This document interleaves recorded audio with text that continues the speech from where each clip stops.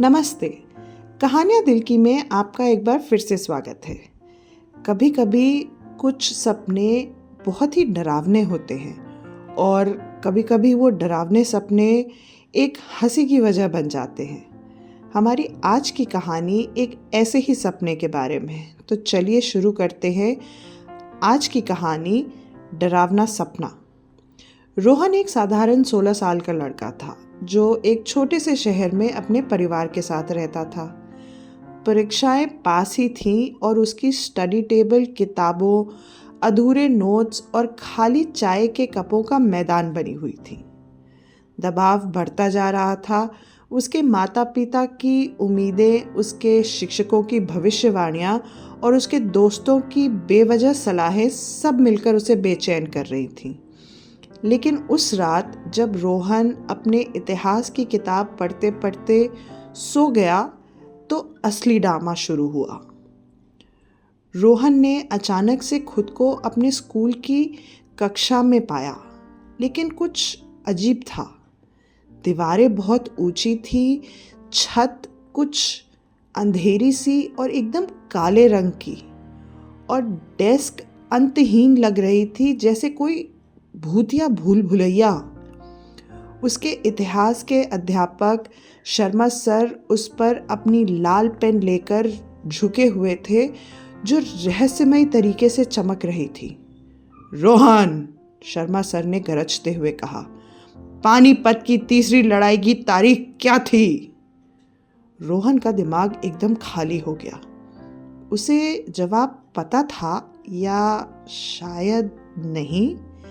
इससे पहले कि वह कुछ जवाब दे पाता, शर्मा सर की लाल पेन एक बड़ी तलवार में बदल गई। तुम्हें नहीं पता? तुम कैसे पास करोगे? तुम जीवन में आगे कैसे बढ़ोगे? शर्मा सर चिल्लाए। जैसे ही रोहन उनकी तलवार देखकर पीछे हटने की कोशिश करने लगा, कक्षा की दीवारें गायब हो गईं और उसने खुद को एक नई जगह पर पाया। अब वह अपने लिविंग रूम में था, लेकिन यह एक कोर्ट रूम की तरह लग रहा था। उसकी माँ न्यायाधीश की कुर्सी पर बैठी थी। उन्होंने रोज की तरह ही साड़ी पहन रखी थी, लेकिन उनके सर पर एक बड़ा सा जज का विग था।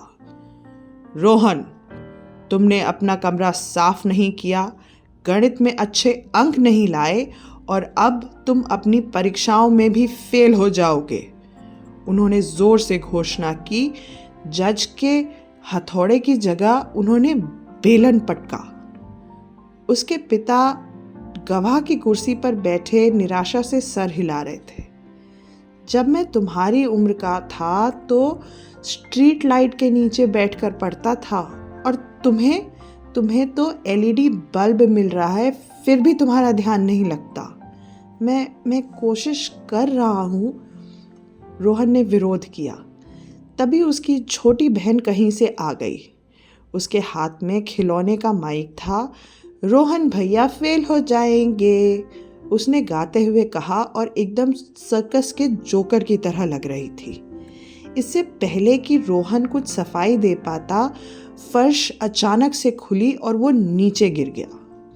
नीचे गिरकर उसने खुद को एक कैफे के बीच में पाया, जहां उसके दोस्त मेज के चारों तरफ बैठे तो थे, लेकिन हमेशा की तरह चाय पीने और गप्पे मारने की बजाय वो न्यूज़ एंकरों की तरह कपड़े पहने हुए थे और उनके हाथ में नकली माइक थे। उनके पीछे बड़ी सी स्क्रीन पर चमक रहा था ब्रेकिंग न्यूज़।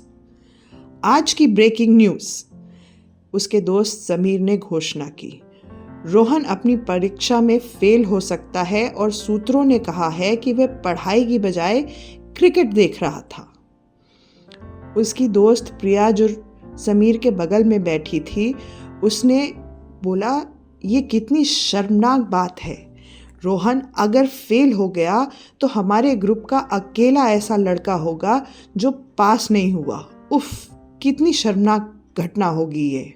मैं क्रिकेट नहीं देख रहा था, रोहन ने सफाई दी। मैं स्पोर्ट्स पर रिसर्च कर रहा था।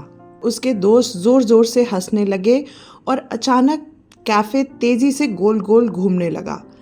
रोहन को लगा जैसे वो अपना संतुलन खो देगा, लेकिन तभी एक वेटर उसके सामने आकर खड़ा हुआ और उसके हाथ में मेन्यू कार्ड की जगह एक बड़ा सा रिपोर्ट कार्ड था। सर, आपका रिजल्ट, वेटर ने एकदम कड़क स्वर में उसको कहा। रोहन ने डरते हुए जब उसको खोला तो हर विषय में बड़े बड़े अक्षरों में फेल लिखा हुआ था। अचानक रिपोर्ट कार्ड उसके हाथ में ही जलने लगा। ये सब देखकर रोहन वहाँ से भागने लगा। भागते भागते वो अपने आप को एक अनजान गांव के बीचों बीच पाता है। गांव वाले जो पुराने ज़माने के धोती और साड़ी पहने हुए थे उसे घेर लेते हैं। तभी एक बूढ़ा आदमी ज़ोर से बोलता है, अरे ये तो वही लड़का है जो फेल हो गया। उस भीड़ के बीच में एक महिला ने कहा, कितने शर्म की बात है, इसने तो अपने पूरे खानदान की नाक कटा दी। बच्चे उसके चारों तरफ दौड़ने लगते हैं, फेल फेल फेल फेल चिल्लाते हुए, जैसे उनके लिए ये एक नया खेल हो। तभी एक बैलगाड़ी उसकी तरफ आती है और उस बैलगाड़ी में सोचिए तो कौन है?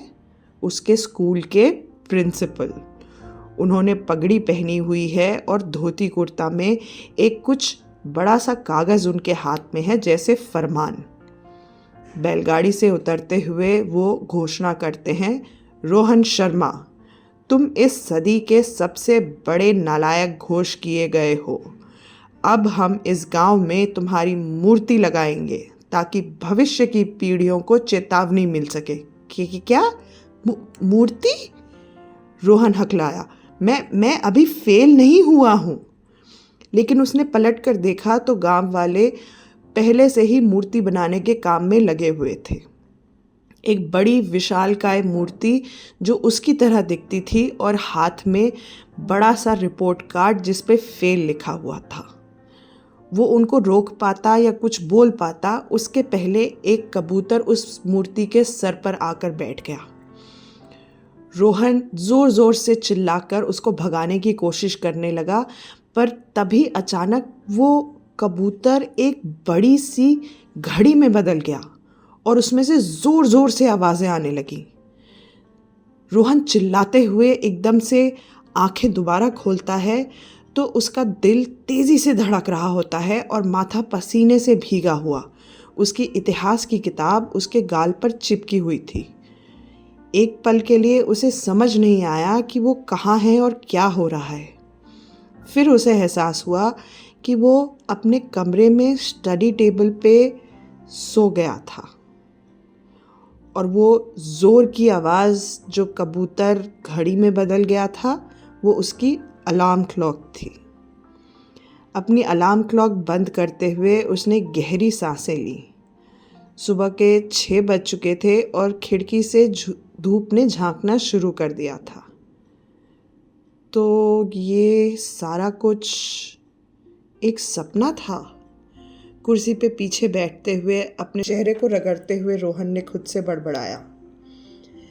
तभी कमरे के दरवाजे पर दस्तक देते हुए उसकी माँ चाय का एक कप लेकर अंदर आई। रोहन, तुम चिल्ला क्यों रहे थे? उन्होंने पूछा। रोहन थोड़ा सकपकाया, फिर उसने कहा, कुछ नहीं माँ, बस परीक्षा को लेकर एक बुरा सपना था। उसके सर पर हाथ फेरते हुए उसकी माँ हंस दी। बेटा, इस तरह से डरने की ज़रूरत नहीं है, बस मन से पढ़ाई करो और ध्यान दो, बेकार की बातें मत सोचो। और हाँ, याद रखना, सपने सिर्फ सपने होते हैं। जैसे ही उसकी माँ कमरे के बाहर गई, रोहन एक बार फिर से अपने सपने के बारे में सोचते हुए मुस्कुरा दिया। शायद उसकी माँ ठीक ही कह रही थी, सपने सिर्फ सपने ही होते हैं। अपने इतिहास की किताब देखते हुए उसने पानीपत की तीसरी लड़ाई की तारीख याद करने का फैसला कर लिया था, लेकिन उसके पहले अपनी नोटबुक में उसने एक नोट लिखा। अगर डरावने सपनों से बचना हो तो रात में बिरयानी खा के पढ़ाई मत करना। ये लिखने के साथ ही उसने फिर से पढ़ाई शुरू कर दी, पर पूरे दिन बीच बीच में अपने सपने के बारे में सोचकर वो अकेले हंसता रहा। अगर आपका कोई ऐसा डरावना सपना जो फिर आपको दिन भर हंसने की वजह दे गया हो, महसूस किया हो, तो हमारे साथ कमेंट्स में ज़रूर शेयर कीजिएगा और चैनल को लाइक, शेयर और सब्सक्राइब करना मत भूलिएगा। धन्यवाद।